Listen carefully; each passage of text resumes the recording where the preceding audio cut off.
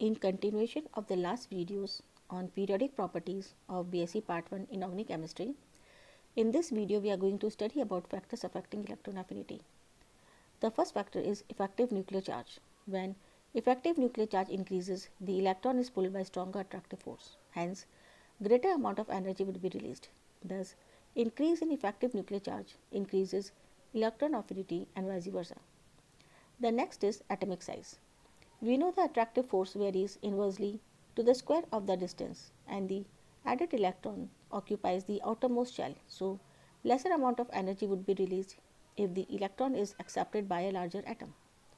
The third factor is screening effect of electrons. When an electron is added to the valence shell of a neutral atom, it is screened by all the electrons already present. Consequently, it feels weaker attraction. Thus, with the increase in the number of the electrons, if we keep the Z unchanged, then we see that the screening effect increases and electron affinity decreases. Next we come to the stability of half-filled and completely filled orbitals. In case an atom attains half-filled or completely filled configuration by accepting an electron, greater amount of energy will be released on anion formation. Conversely, the addition of electron is less desired in case the stable configuration is disturbed. In such cases, the electron affinity will be low. For example, when an electron is added to a carbon atom with 1s2, 2s2, 2p2 configuration, we get stable configuration in which 2p orbitals are half filled, that is 1s2, 2s2, 2p3.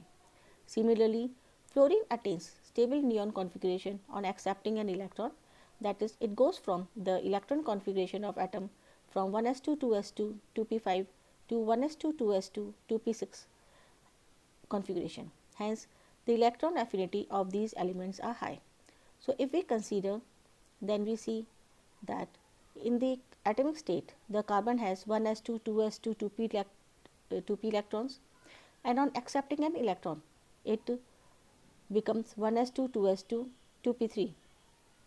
While for fluorine, in the atomic state, it is 1s2, 2s2, 2p5, and after attaining an electron, it gets the stable configuration of 1s2, 2s2, 2p6. On the other hand, the stable configuration of nitrogen, which is atomic, nitrogen is 1s2, 2s2, 2p3, it will be disturbed if it accepts an electron.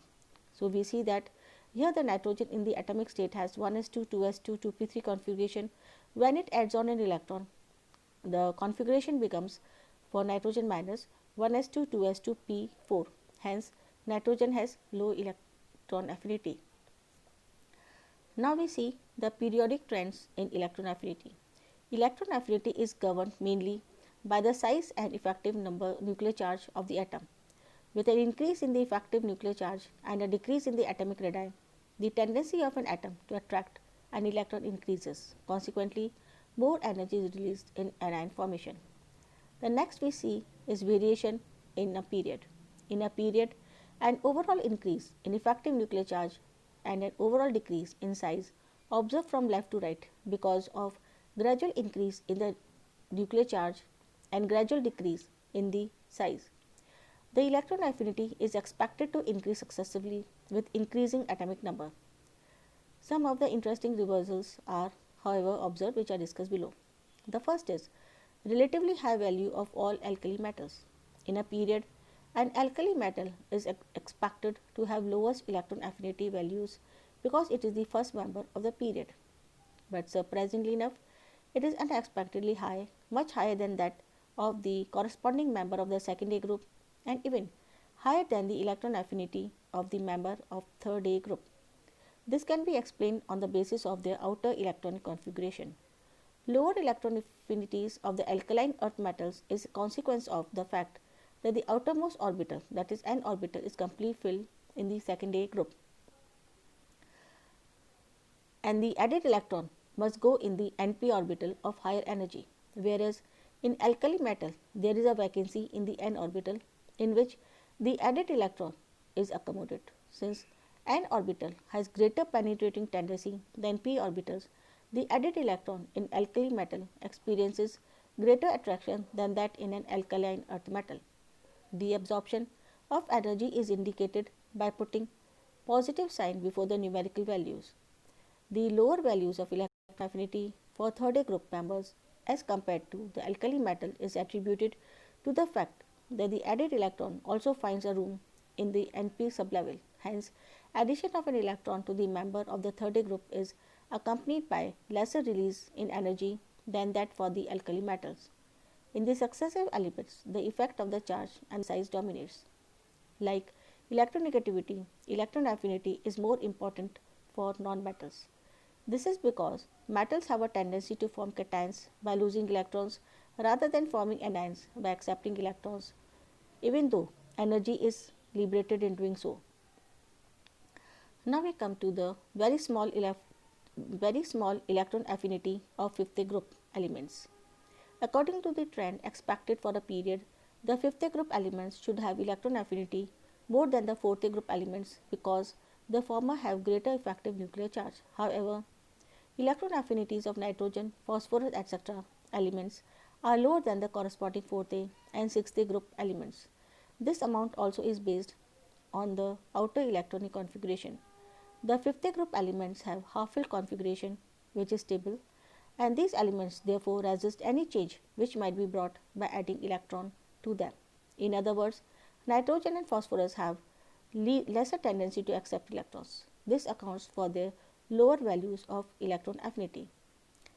Now we come to the application of the electron affinity. Electron affinity is found to be very useful in the calculation of the unknown terms in the cyclic process of ionic compounds. This term can be conveniently calculated if electron affinity term is known. For example, lattice energy. Stability and formation of ionic crystals is explained with the help of the lattice energy of the salts. However, no direct experimental methods for the determination of lattice energy is known. Its theoretical calculation is done with the help of ionic charge, interionic distance and crystal structure. Since almost correct values of electron affinity for some halogens are known to us, the lattice energy can be obtained by putting the value of electron affinity in the equation obtained from Born-Haber cycle. As has been discussed for NaCl, thus the lattice energy for NaCl can be obtained by this equation, which states that lattice energy is equal to sublimation energy plus ionization energy plus dissociation energy minus electron affinity plus heat of formation. So this is all for today. Thank you.